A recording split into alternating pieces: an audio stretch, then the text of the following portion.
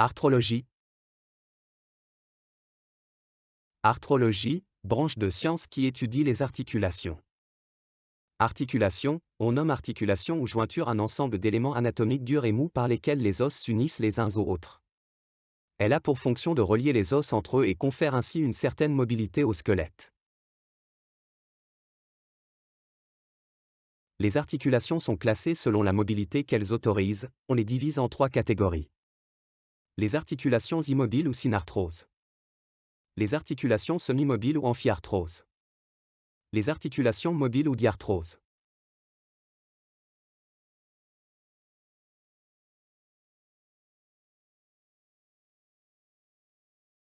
Appelées aussi articulations fixes ou articulations fibreuses, sont simplement des engrainements d'os voisins, divisés en 3 sous-groupes.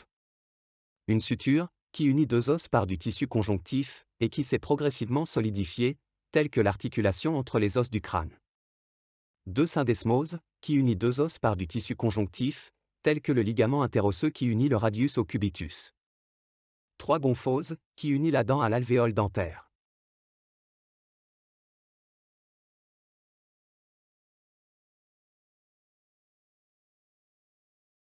Ce sont des articulations très peu mobiles, semi-mobiles, mais aussi c'est une articulation cartilagineuse, les 2 surfaces osseuses sont unies par des cordons fibreux très courts n'autorisant que des déplacements réduits. Ces articulations possèdent un cartilage articulaire mais pas de cavité articulaire. Les amphiarthroses sont divisées en 2 sous-groupes. 1. Symphyse, qui réunit 2 os par du tissu cartilagineux et du tissu conjonctif, exemple, la symphyse pubienne. 2. Synchondrose, qui unit 2 os par uniquement du cartilage, exemple, les premières côtes unies au sternum.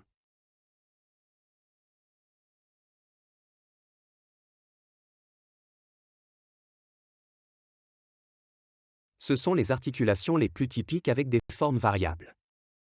Chaque diarthrose réunit ses surfaces articulaires recouvertes de cartilage articulaire par des moyens d'union, capsules et ligaments, et permettent le mouvement grâce aux organes de glissement, membrane synoviale et liquide synovial.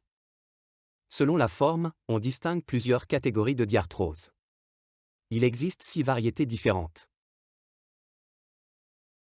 1. Les énarthroses, articulation à surface sphérique, elle met en contact 2 surfaces articulaires dont une est convexe et l'autre concave. Exemple, articulation de la hanche.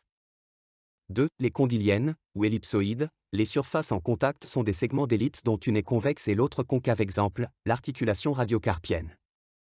3. Articulation en selle, ou articulation par emboîtement réciproque, chaque surface articulaire comporte une surface concave et convexe. Exemple, l'articulation trapézo-métacarpienne du pouce. 4. Les trochléennes, ou à charnière, ou une surface articulaire qui est concave avec un relief en forme de crête et une surface articulaire convexe en forme de poulie dans laquelle glisse la crête, permet la flexion et l'extension. Exemple, articulation humérocubitale.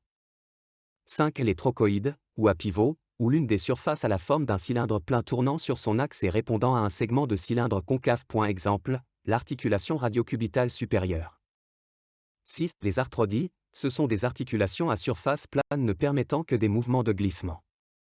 Exemple, articulation acromioclaviculaire. Les types de diarthrose.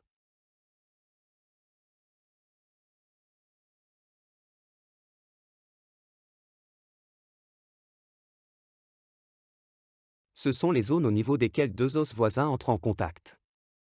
Elles sont recouvertes d'une couche plus ou moins épaisse de cartilage articulaire, qui est un tissu conjonctif non vascularisé, qui recouvre les extrémités osseuses de toutes les articulations mobiles.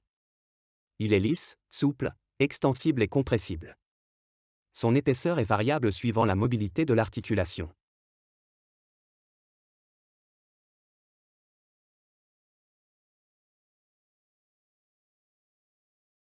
Ils permettent de maintenir en contact les surfaces osseuses. La capsule articulaire, enveloppe épaisse, fibreuse et élastique qui entoure les articulations. Rôle, protection de l'articulation, maintient le contact des surfaces articulaires, assure la stabilité et la structure de l'articulation. Les ligaments articulaires, tissu conjonctif fibre blanchâtre, très résistant et élastique. Rôle, renforce la capsule articulaire. NB, les muscles sont également des moyens d'union et jouent le rôle de ligament actif.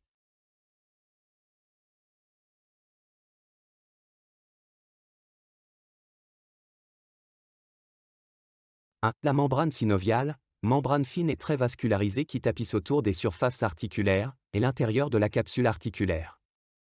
Avec les surfaces cartilagineuses, elle forme une cavité close, la cavité articulaire, qui contient le liquide synovial. Rôle, sécrète le liquide synovial. 2. Le liquide synovial, la synovie liquide clair et visqueux jouant le rôle de lubrifiant des articulations. Rôle, lubrification, nutrition du cartilage et élimination des déchets, rôle anti-infectieux.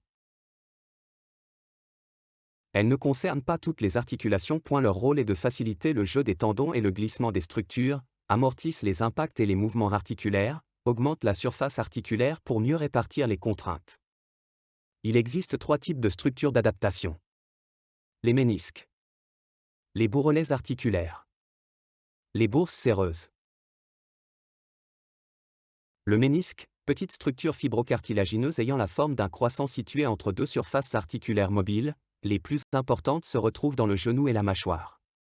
Le ménisque forme un coussin dans l'articulation, qui permet le contact intime entre les surfaces et le glissement de l'articulation.